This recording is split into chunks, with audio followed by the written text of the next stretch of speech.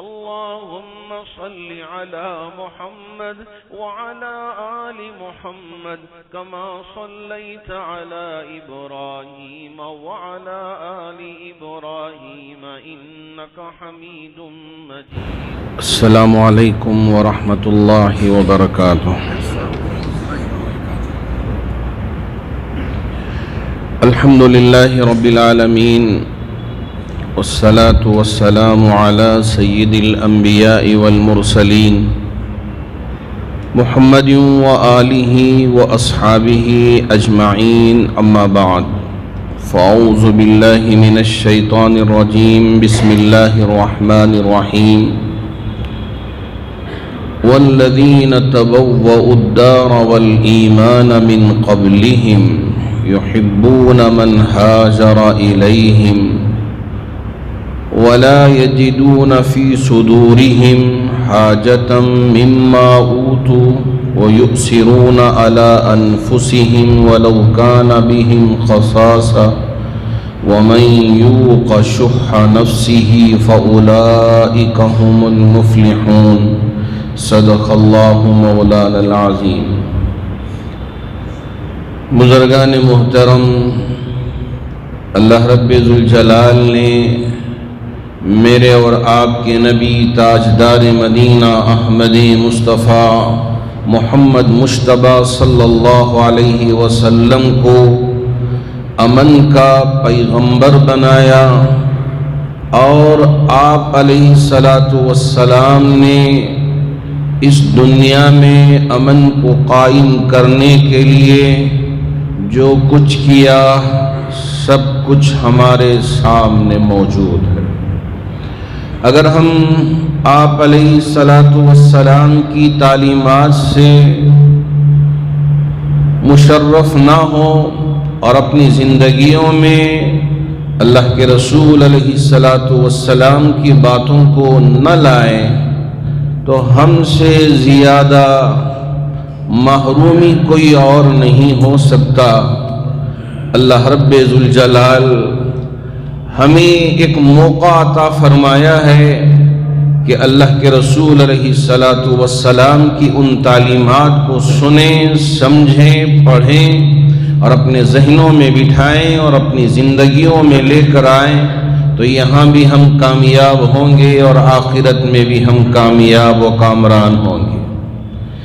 آپ کے علم میں ہے اللہ کے رسول علیہ السلام دنیا میں تشریف لانے سے پہلے قبیلے ایک دوسرے کے دشمن تھے، ایک دوسرے کے خون کے پیاسے تھے، لیکن میرے اور آپ کے نبی محمد عربی صلی اللہ علیہ وسلم نے انہی قبیلوں کے درمیان میں، انہی خاندانوں کے درمیان میں، انہی صحابہ کی جماعت کے درمیان میں محبت پیدا فرمایا، اخوت اور بھائی چارگی پیدا فرمایا.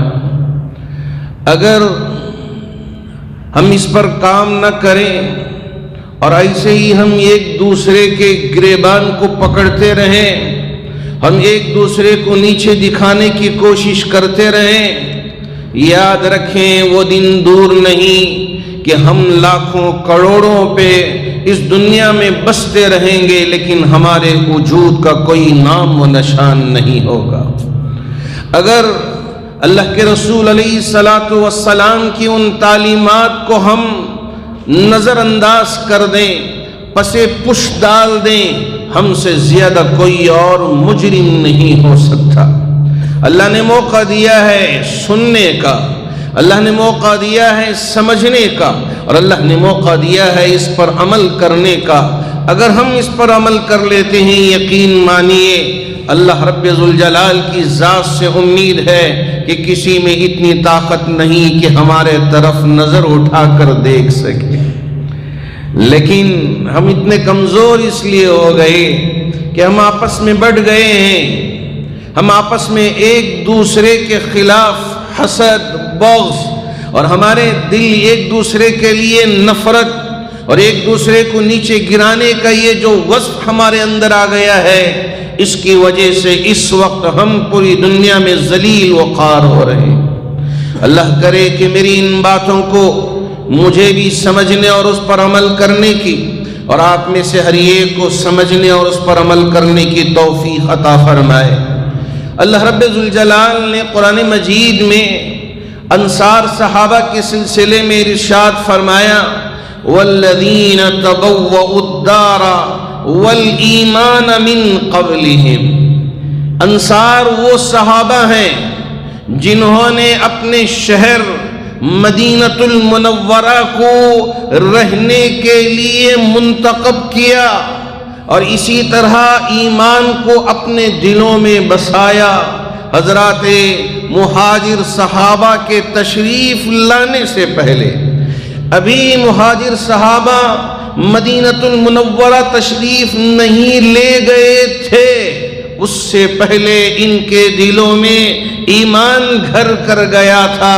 اللہ نے خوشخبری سنا دی تھی کہ حج کے موقع پہ انصار صحابہ کی جماعتیں مدینے سے عرفات کے میدان میں، مزدلفہ کے میدان میں آتے تھے۔ اللہ کے رسول علیہ السلام وحدانیت کی دعوت ان تک پہنچائی تھی، وہ متاثر ہو کے ایمان قبول کر لیا تھا۔ ابھی ہمارے مہاجر صحابہ تشریف نہیں لے گئے تھے مدینۃ المنورہ۔ میرے اور آپ کے آقا، آپ کا قدم مبارک مدینۃ المنورہ میں نہیں پڑا تھا، لیکن ان کے دلوں میں ایمان گھر کر گیا تھا۔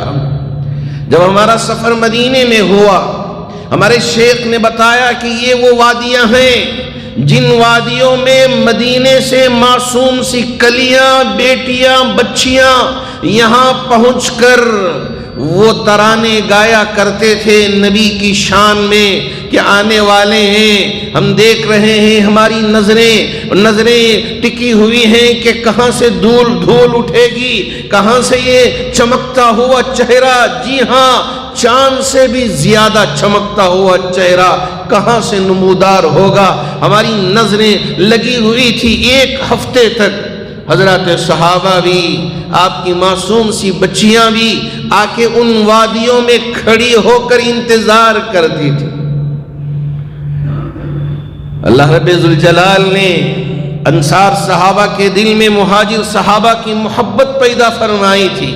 والذین تبوؤوا الدار والایمان من قبلہم یحبون من ہاجر الیہم، انہوں نے محبت کی، اپنے دل میں بسایا ان لوگوں کو جنہوں نے ہجرت کر کے مکہ المنورہ سے مدینۃ المنورہ میں تشریف لے آئے۔ ان کے دل میں بغض نہیں تھا، ان کے دل میں عداوت و دشمنی نہیں تھی کہ ہم یہاں کے رہنے والے ہیں، یہ مکے سے ہجرت کر کے یہاں آ رہے ہیں، یہ مہاجرین ہیں، ہماری عزت بڑی ہے، ہم بڑے ہیں، ہماری یہ ان کے دلوں میں نہیں تھا، بلکہ جو بھی مہاجر صحابہ آئے ان کی محبت کو اپنے دل میں بسایا۔ میرے رب نے اس بات کی بشارت سنائی، یحبون من ہاجر الیہم ولا یجدون فی صدورہم، اپنے دل میں ذرہ برابر بھی، ایک نقطے کے برابر بھی، ایک ذرے کے برابر بھی حسد آنے نہیں دیا۔ نہ کوئی حاجت لے کے آئے کہ دیکھو ہم ہیں کہ ہمارے پاس کچھ نہیں ہے۔ اللہ کے رسول علیہ السلام یہ مکے سے ہجرت کرنے والوں کے لیے زیادہ دے رہے ہیں، اس لیے کہ آقا صلی اللہ علیہ وسلم ایک مرتبہ ذرا مال مہاجر صحابہ میں تقسیم کر دیا زیادہ، اس لیے کہ وہ زیادہ ضرورت مند تھے۔ اسی کی طرف اشارہ کرتے ہوئے رب نے فرمایا وَلَا يَجِدُونَ فِي صُدُورِهِمْ حَاجَةً مِّمَّا أُوتُوا، یہ مہاجر صحابہ ان کو جو کچھ دیا گیا اس کی وجہ سے ان کے دل میں ذرہ برابر بھی حسرت پیدا نہیں ہوئی، حسد پیدا نہیں ہوا، دشمنی اناد نہیں آئی، ان کے دل پاک تھے۔ وَيُؤْثِرُونَ عَلَىٰ أَنفُسِهِمْ وَلَوْ كَانَ بِهِمْ خَصَاصَةٌ، اللہ رب ذوالجلال نے اس بات کی بھی خوشخبری سنا دی تھی کہ یہ اپنے آپ پر دوسروں کو ترجیح دینے والے، اگرچہ کہ خود کی حالت پتلی ہو، وَلَوْ كَانَ بِهِمْ خَصَاصَةٌ، خود کی حالت پتلی ہو۔ ارے میرے بھائیو، میرے مسلمان بھائیوں، یہ ذرا سمجھ کے جائیں، سن کے جائیں۔ رب نے فرمایا کہ انصار صحابہ کی خصوصیت یہ تھی کہ ان کی حالت پتلی ہونے کے باوجود اپنے آپ پر دوسروں کو ترجیح دیتے تھے۔ ہاں وہ حضرت عبد الرحمن بن عوف مکے سے ہجرت کر کے مدینہ المنورہ تشریف لے آئے تھے۔ اللہ کے رسول علیہ السلام نے مواخات پیدا فرمائی تھی ایک انصار صحابی کے ساتھ، وہ ساتھ لے کے گئے عبد الرحمن بن عوف رضی اللہ تعالی عنہ کو، بٹھایا گھر میں، کہا میرے 2 باغ ہیں، 2 بیویاں ہیں، وہاں جائیداد، یہاں زمین، ساری چیزوں کو سامنے رکھ دیا، یہ درہم ہے، یہ دنانیر ہیں، یہ ساری چیزیں ہیں، ہم تقسیم کرتے ہیں اس لیے کہ میرے نبی نے آپ کو میرا بھائی بنایا ہے۔ ہم تقسیم کرتے ہیں کہ میری 2 بیویوں میں سے جو پسند آئے اسے آپ کہیں میں اپنے نکاح سے آزاد کر دیتا ہوں، آپ اس سے نکاح کر لیں۔ 2 باغ ہیں، 2 باغوں میں سے جو باغ آپ پسند کر لیں وہ لے لیں، بقیہ مجھے چھوڑ دیں۔ اور یہ دراہیم و دنانیر ہیں، آدھا آدھا کر لیں، آپ آدھا لے لیں، آدھا ہم لے لیں۔ آج یہ خونی بھائی بھی اپنے بھائی کے لیے حق دینا نہیں چاہتا، اپنی بہن کے لیے حق دینا نہیں چاہتا، لیکن یہ اخوت، یہ بھائی چارگی کی مثال دیکھیے کہ انہوں نے کہا کہ آدھا آپ میں، آدھا میرے لیے، جو بچ جائے گا وہ میرے لیے، جو آپ پسند کریں گے وہ آپ کے لیے۔ لیکن حضرت عبد الرحمن بن عوف کے دل کو بھی دیکھ لیں، ان کی نیت کو بھی دیکھ لیں، جن کی نیت ایسی پاکیزہ ہوتی ہے رب کے فیصلے کیسے اترتے ہیں وہ بھی ذرا اندازہ کر لیں۔ حضرت عبد الرحمن بن عوف نے یہ نہیں سوچا کہ میرے بھائی سے ہاں باغ بھی مل رہا ہے وہ بھی لے لو، ہاں میرے بھائی سے ماشاءاللہ بیوی بھی مل رہی ہے وہ بھی لے لو، میرے بھائی سے ماشاءاللہ دینار و دراہم بھی مل رہے ہیں سمیٹ لو۔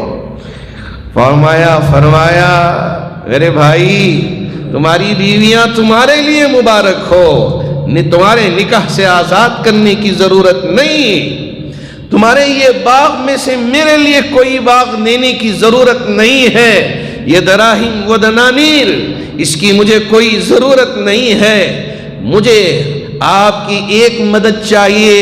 وہ مدد کیا؟ یہاں بازار کہاں ہے مجھے پتا نہیں، ابھی ہجرت کر کے آیا ہوں، ذرا مجھے بازار کا راستہ دکھا دیجئے، میں محنت کر کے انشاءاللہ اللہ میرے لیے جو مقدر کر کے رکھے گا وہ میں حاصل کر لوں گا، پالوں گا۔ حضرت عبد الرحمن بن عوف نے ایک چیز کو بھی ہاتھ نہیں لگایا، کہا بازار کا راستہ دکھاؤ، میرے بازوؤں میں طاقت ہے، اللہ نے مجھے صلاحیت دی ہے، میرے رب کی ذات پہ مجھے پورا یقین ہے کہ اگر میں محنت کرتا ہوں مجھے میرا رب مایوس نہیں کرے گا۔ وَمَن يَتَوَكَّلْ عَلَى اللَّهِ فَهُوَ حَسْبُهُ، یہ آیتیں ہم پڑھتے ہیں لیکن ہمارا ایمان نہیں ہے، ہمارا یقین نہیں ہے۔ اللہ رب ذوالجلال نے فرمایا وَمَن يَتَوَكَّلْ عَلَى اللَّهِ فَهُوَ حَسْبُهُ، صدق دل کے ساتھ، سچی نیت کے ساتھ جو کوئی بھی رب کی ذات پہ بھروسہ کرے گا اللہ اس کے لیے کافی ہے۔ اور آگے کیا فرمایا؟ وَيَرْزُقْهُ مِنْ حَيْثُ لَا يَحْتَسِبُ، جس بندے نے صدق دل کے ساتھ مجھ پر اعتماد کیا، مجھ پہ بھروسہ کیا، پتا ہے میں کیا کروں گا، وَيَرْزُقْهُ مِنْ حَيْثُ لَا يَحْتَسِبُ، بغیر حساب و کتاب کے اسے میں رزق عطا کروں گا۔ حضرت عبد الرحمن بن عوف کو پورا بھروسہ تھا کہ اگر میں بھروسہ کرتا ہوں میرے رب کی ذات پہ اور میں محنت کرتا ہوں اللہ رب ذوالجلال ضرور میرے لیے رزق عطا فرمائیں گے، مجھے محروم نہیں فرمائیں گے۔ کیا ہوا دنیا نے دیکھ لیا۔ آج جب بھی میں گوگل میں سرچ کرتا ہوں حضرت عبد الرحمن بن عوف کو مجھے بڑا رشک آتا ہے کہ آج کل کے جو سب سے بڑے مالدار ہیں، ایلان مسک ہو یا دوسرے احباب ہوں، ان کی دولت آج کے دور کی آپ اسے ایک طرف رکھیں اور حضرت عبد الرحمن بن عوف کی جو طریقہ میں چھوٹی ہوئی دولت تھی اسے حساب لگائے۔ حضرت عبد الرحمن بن عوف کی دولت کے سامنے 2 درجے کم دولت آج بھی ان کے پاس ہے۔ اتنے بڑے مالدار، زیرو سے شروع کیا، اللہ کی ذات پہ بھروسہ رکھے۔ آج ہمارے مسلمان بھائی ذرا کام کیا کر لیتے ہیں کہ ایک ہفتہ آرام کر لیتے ہیں، ذرا کیا محنت کر لیا بس اب آرام ہی آرام۔ نہیں نہیں نہیں، یقین مانیے رب کی ذات پہ، یقین رکھیے اللہ کی ذات پہ، وہ ہمیں دینے والا ہے۔ مشکلات آئیں گے زندگیوں میں، پریشانیاں آئیں گی زندگیوں میں، لیکن سچا بھروسہ جس کسی نے بھی اللہ کی ذات پہ کیا، اللہ نے اسے محروم نہیں فرمایا۔ وَيُؤْثِرُونَ عَلَىٰ أَنفُسِهِمْ وَلَوْ كَانَ بِهِمْ خَصَاصَةٌ۔ جی ہاں، اسی لیے حضرت عثمان غنی ایک مرتبہ جیش اسرہ مشہور ہے، جیش لشکر کو کہتے ہیں، اسرہ تنگی کو کہتے ہیں، اس کا نام ہی رکھ دیا گیا جیش اسرہ، یعنی تنگی، مشکل پریشانیوں میں نکلنے والا یہ لشکر ہے جیش اسرہ۔ اللہ اکبر۔ اللہ کے رسول علیہ السلام مسجد نبوی میں تشریف رکھے ہوئے ہیں، معلوم ہے کہ حالت کیسی ہے، سب کے پاس ہے نہیں پتہ ہے۔ اللہ کی ذات پہ بھروسہ کرتے ہوئے اللہ کے رسول علیہ السلام نے اعلان فرمایا، یہ جیش اسرہ نکلنے والا ہے، اس کی مدد کے لیے کون آگے آئے گا؟ جنت اس کے لیے انتظار کر رہی ہے کون آگے آئے گا؟ حضرت عثمان غنی مجلس میں بیٹھے ہوئے تھے، اٹھے، کہا یا رسول اللہ صلی اللہ علیہ وسلم، جنت انتظار کر رہی ہے تو میں 1000 اونٹ اور اس کے اوپر ساری تیاری کر کے آپ کی خدمت میں پیش کرتا ہوں۔ 100 اونٹ، معاف کرنا، 100 اونٹ۔ پھر دوسری مرتبہ اللہ کے رسول علیہ السلام نے اعلان فرمایا، کون ہے جو اس جیش اسرہ کی مدد کے لیے آگے آئے گا؟ سب بیٹھے ہیں صحابہ، حضرت عثمان کے پاس اس وقت مال تھا، فوراً اٹھے، عرض کرنے لگے یا رسول اللہ، دوبارہ آپ نے اعلان کیا ایک اور 100 اونٹ پورے ساز و سامان کے ساتھ آپ کی خدمت میں 200 اونٹ ہو گئے۔ اللہ کے رسول علیہ السلام نے تیسری دفعہ اعلان فرمایا، اے کوئی اس جیش اسرہ کی مدد کرنے والا کوئی ہے؟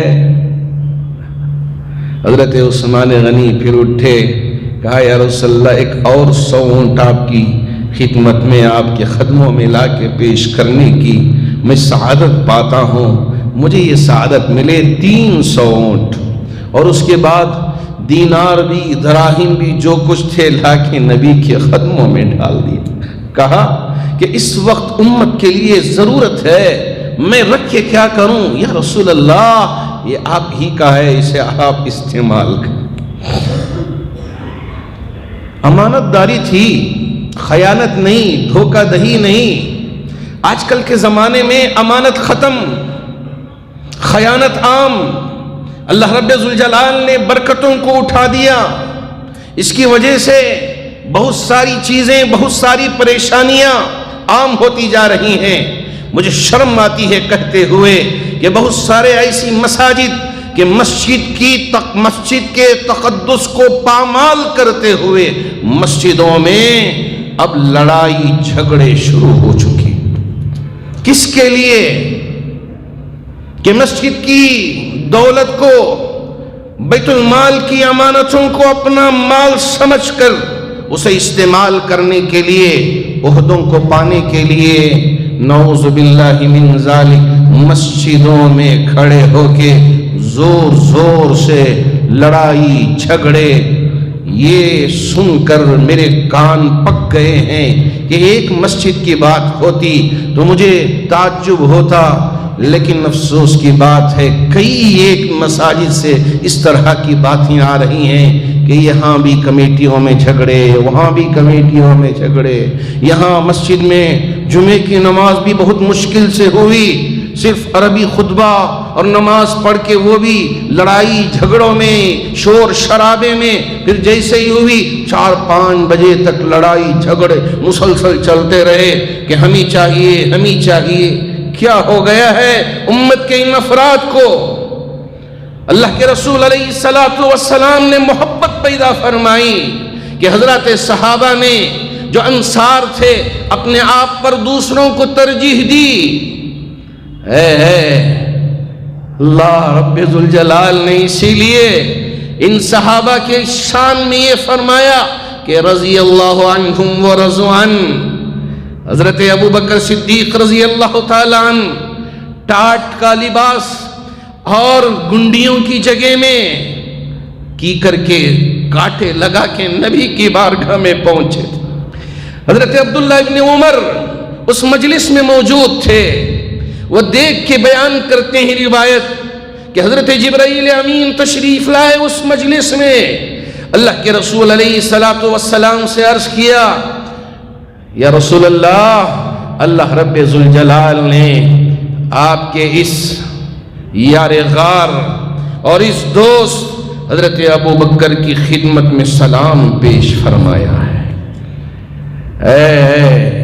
اور یہ پوچھ رہا ہے، رب معلوم ہے اللہ رب ذوالجلال کو، باوجود اس کے اللہ رب ذوالجلال حضرت جبرائیل امین کے ذریعے پوچھوا رہے ہیں، معلوم کروا رہے ہیں، امت تک کے پیغام پہنچانے کے لیے، امت تک کے پیغام پہنچانے کے لیے کہ ابو بکر یہ ٹاٹ کا لباس پہن کے گھٹیوں کی جگہ میں کی کر کے کانٹے لگا کے کیوں آئے ہیں، اللہ رب ذوالجلال معلوم کرنا چاہتے ہیں۔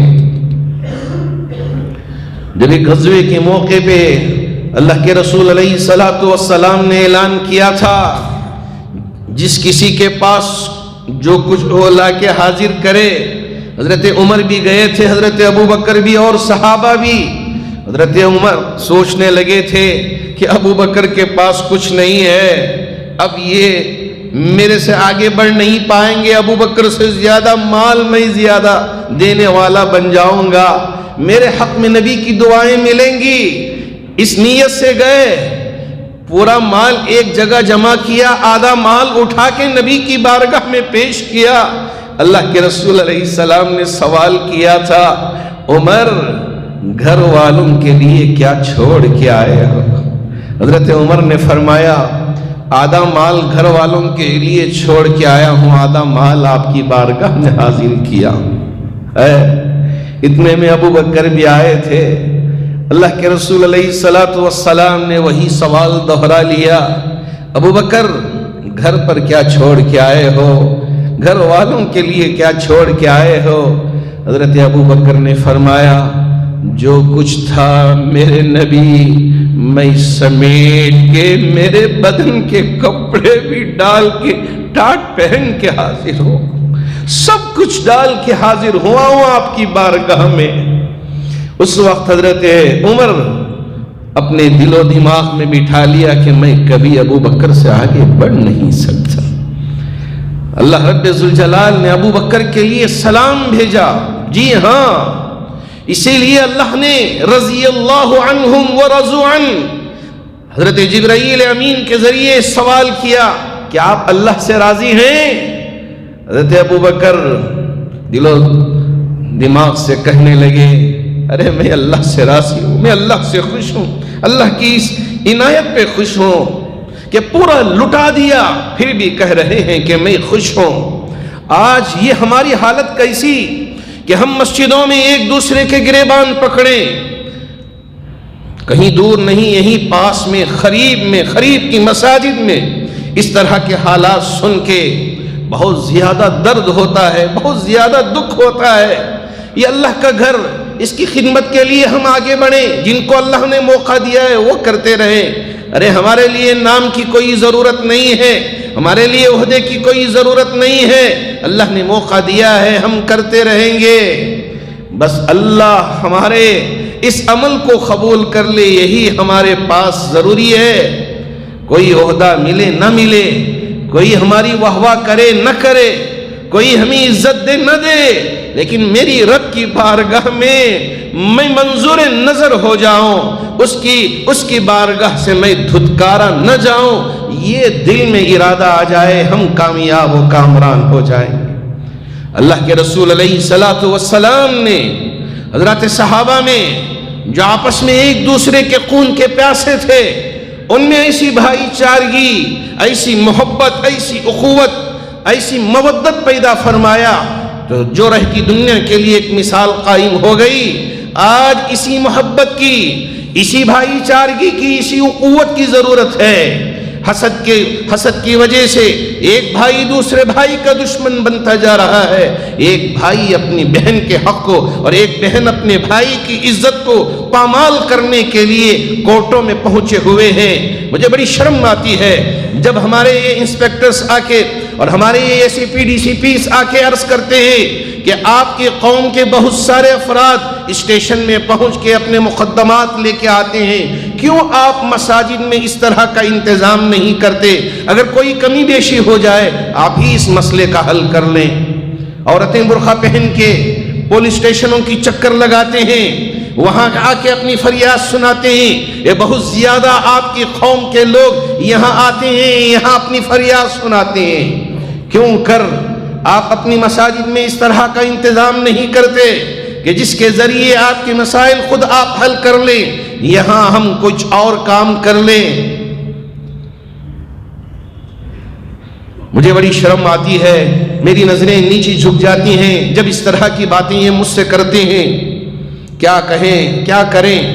ہمارے لوگ نہ کسی کو بڑا ماننے کے لیے تیار ہیں، نہ کسی کی بات کو سننے کے لیے تیار ہیں۔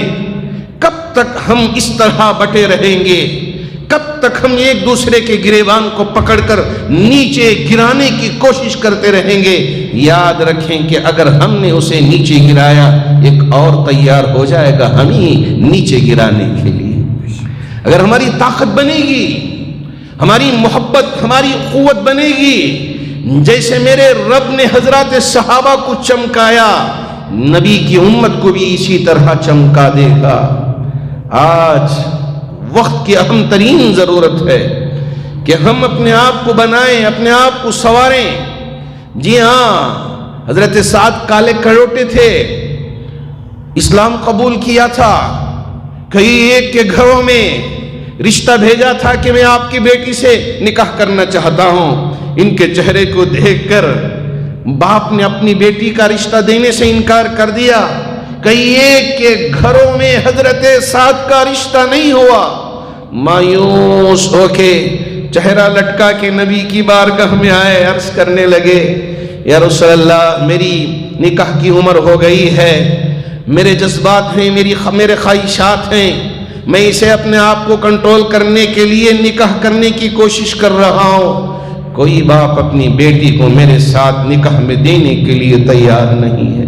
میری صورت، میرے وجہ اور میرے اس یہ چہرے کو دیکھ کر کوئی باپ اپنی بیٹی کو دینے کے لیے تیار نہیں ہے۔ اللہ کے رسول علیہ السلام نے حضرت سعد کی اس پریشانی کو دیکھ کے رحم آ گیا، کہا سعد پریشان نہ ہو، جاؤ عمر بن وہب ان کے پاس جاؤ، ان کی بیٹی کے سلسلے میں کہو کہ نبی نے تمہاری بیٹی کے ساتھ آپ کا رشتہ طے کیا ہے، جاؤ کہو۔ حضرت سعد گئے خوشی خوشی، عمر بن وہب رضی اللہ عنہ سے ملاقات کی، کہا اللہ کے رسول علیہ السلام نے آپ کی بیٹی کے ساتھ میرا رشتہ طے کیا ہے۔ حضرت عمر سعد کو دیکھنے لگے، ابھی ابھی مسلمان ہوئے تھے، غصے میں آ گئے، کہا یہ کالا کلوٹا میری بیٹی کے ساتھ رشتہ چلو گھر سے میرے گھر سے باہر نکلو، دھتکار دیا۔ بیٹی اندر سے سن رہی تھی، کہا ابا کیا کیا آپ نے؟ بلاؤ سعد کو، اس لیے کہ نبی نے رشتہ طے کیا ہے، اگر ہماری آخرت بننی ہے تو ہم اس پر عمل کریں۔ نبی نے رشتہ طے کر دیا، مجھے کوئی اعتراض نہیں ہے، آپ میرا رشتہ ان کے ساتھ کر دیں، نبی نے طے کر دیا ہے۔ حضرت عمر کو احساس ہوا مجھ سے چوک ہو گئی، لیکن وہ مایوس ہو کے نکل گئے تھے نبی کی بارگاہ میں، کہہ دیا تھا پورا واقعہ، ماجرہ سنا دیا تھا۔ حضرت عمر گئے، اللہ کے رسول علیہ السلام نے حضرت عمر کو دیکھتے ہوئے کہا میرے طے کیے گئے رشتے کو آپ نے دھتکار دیا؟ حضرت عمر نے فرمایا سعد کو میں نے کبھی نہیں دیکھا، میں سوچنے لگا کہ یہ اپنے طرف سے کچھ آپ کی طرف نسبت کر کے بات نہیں کر رہا، اس لیے میں غصے میں آ گیا، اس کے لیے بھگا دیا۔ یا رسول اللہ، آپ نے جو طے کیا ہے مجھے منظور ہے، میں اپنی بیٹی کا رشتہ اس کے ساتھ کر دیا، میں جنت بنانا چاہتا ہوں، آپ کے حکم کو توڑنا نہیں چاہتا۔ حضرت سعد مہر کے لیے اور کچھ نکاح کے لیے اور کچھ تحائف خریدنے کے لیے بازار گئے۔ اعلان ہوا کہ اللہ کے رسول علیہ السلام غزوے کے لیے نکل رہے ہیں، جو بھی ہو تیار ہو جا۔ تحفے تحائف خریدنے کے لیے بازار میں آئے، کانوں میں اعلان پڑا، ساری چیزوں کو بھول گئے، گھوڑا خرید لیا، اوزار خرید لیا، نبی علیہ السلام کے ساتھ پہنچ گئے میدان کارزار میں، دشمنوں سے لڑتے ہوئے شہید ہو گئے۔ اللہ کے رسول علیہ السلام نے فرمایا سعد میں نے تو نکاح یہاں کیا تھا تمہارا، لیکن اللہ نے تمہارا نکاح تو حوروں کے ساتھ کر دیا ہے۔ اللہ رب ذوالجلال نے یہ اسلام کو ایسے ہی ہمیں پہنچایا نہیں، قربانیوں کے بعد، حضرات صحابہ کی وہ محبت، وہ اخوت کے بعد یہ ایمان، یہ اسلام ہم تک پہنچا ہے۔ اسے ہم ایسے ہی نیچے گرانے کے لیے نہ چھوڑیں، بلکہ ہر بھائی چاہے وہ کالا کلوٹا ہو، گورا ہو، جیسا بھی ہو، اس کا چہرہ جیسا بھی ہو، اگر ایمان والا ہو تو اس سے محبت کریں۔ اور اس سے بڑھ کر میرے نبی نے انسانیت کا درس دیا ہے۔ جی ہاں، جس کسی بھی مذہب کے ماننے والے کیوں نہ ہو، وہ اگر تمہارے ساتھ بھائی چارگی کے ساتھ رہتے ہیں، اللہ کے رسول علیہ السلام نے فرمایا یہ ایک قدم آگے آئیں تو 10 قدم تم آگے بڑھ کر ان کی مدد کرو، ان کا ساتھ دو۔ آپ نے یہ نہیں فرمایا کہ صرف تمہارے مذہب کے لوگوں کی عزت کرو، ہر مذہب کا ماننے والا اگر وہ تمہارے ساتھ اچھا سلوک کرتا ہے، اچھا رہتا ہے، اللہ کے رسول علیہ السلام نے فرمایا کہ آپ آگے بڑھ کر ان کا ساتھ دو، ان کے ساتھ حسن سلوک سے پیش آؤ۔ انسانیت کا درس میرے نبی نے دیا ہے۔ جی ہاں، آج اسے اپنانے کی ضرورت ہے۔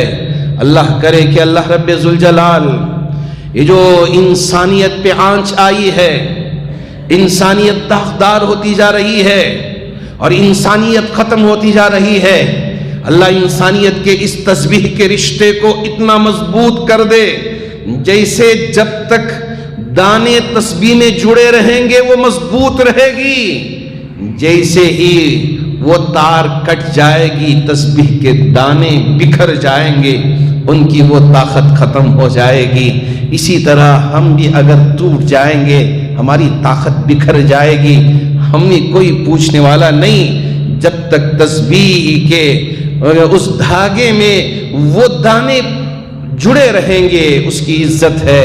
اسی طرح ہماری عزت بھی اس وقت ہے جب ہم ایک دوسرے کے ساتھ سنکل کی طرح جڑے رہیں گے، ہماری طاقت ہے، ہماری عزت ہے۔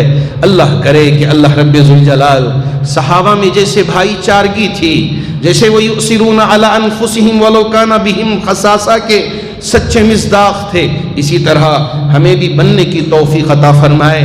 آخری آیت کے حصے میں اللہ نے فرمایا وَمَن يُوقَ شُحَّ نَفْسِهِ وَمَن يُوقَ شُحَّ، اپنا نفس چاہتا ہے کہ غلط کاموں کی طرف جائیں، اپنا نفس چاہتا ہے کہ اسراف کریں، اپنے نفس کے ان چیزوں سے اپنے آپ کو بچا لیا۔ اللہ نے فرمایا فَأُولَئِكَ هُمُ الْمُفْلِحُونَ، یہ لوگ کامیاب ہیں، یہ لوگ کامیاب ہیں۔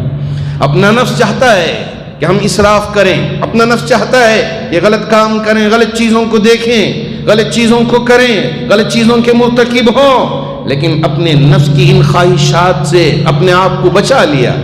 فَأُولَئِكَ هُمُ الْمُفْلِحُونَ، تو یہی لوگ کامیاب ہوں گے۔ اللہ کرے کہ حضرات صحابہ کی صفت اور آپ کے اس تقدس کو اور آپ کے ان چیزوں کو ہمارے دلوں میں لانے اور اسے اپنانے کی طاقت و توفیق عطا فرمائے۔ ہر قسم کے شرور و فتن سے ہماری اور پوری امت اسلامیہ کی، انسانیت کی حفاظت فرمائے۔ محترم حاضرین گرامی، انشاءاللہ ہمارے یہاں 3 نکاح ہوں گے۔ میری آپ سے گزارش ہے کہ تھوڑا وقت نکال کے ہمارے ان بھائی بہنوں کے نکاحوں میں تشریف رکھیں، اس لیے کہ یہ ہمارے بھائی ہیں، ہمارے بہن ہیں، تو ان کے نکاحوں میں شریک ہو کر ان کو دعائیں دیں تاکہ ان کی زندگیاں سنور جائیں، ان کی زندگیوں میں خوشیاں آئیں۔ اللہ آپ کی دعاؤں کو قبول فرمائے۔ ہمارے وہ احباب جنہوں نے اپنی محنت کی کمائی یہاں بیت المال میں لا کے جمع کیا، کہا کہ اس کے ذریعے ہماری ان بیٹیوں اور ہماری ان بہنوں اور ہمارے ان بھائیوں کے نکاح کا انتظام کریں۔ اللہ کا شکر ہے کہ آج وہ نکاح ہو رہے ہیں۔ آپ ان کے حق میں بھی دعا کریں جنہوں نے بڑے جذبے سے لا کے، نیک ارادے سے لا کے اپنی حلال پونجی کو میرے پاس اور یہاں جامعہ بیت المال میں ٹرسٹ کے حوالے کیا ہے۔ اللہ ان کے دینے کو قبول فرما کر جتنے بیمار ہیں انہیں شفا عطا فرمائے، جو پریشان حال ہیں ان کی پریشانیوں کو دور فرمائے۔ ماشاءاللہ بن مٹھیاں ہماری ان چادروں میں ڈھال کے جاتے ہیں تاکہ مسجد کی ضرورت میں بھی آپ کی یہ پونجی کام آ جائے، اور یہ ادارے جو چل رہے ہیں جامعہ مسجد ٹرسٹ کے زیر نگرانی، تو ماشاءاللہ اس کے بھی کام آ جائے۔ اس مقصد سے بہت سارے احباب بن مٹھیاں ڈالتے ہیں۔ اللہ ہمارے تمام احباب کے دینے کو قبول فرما کر تمام مرحومین کی بھرپور مغفرت فرمائے۔ آمین۔ وآخر دعوانا الحمدللہ رب العالمین۔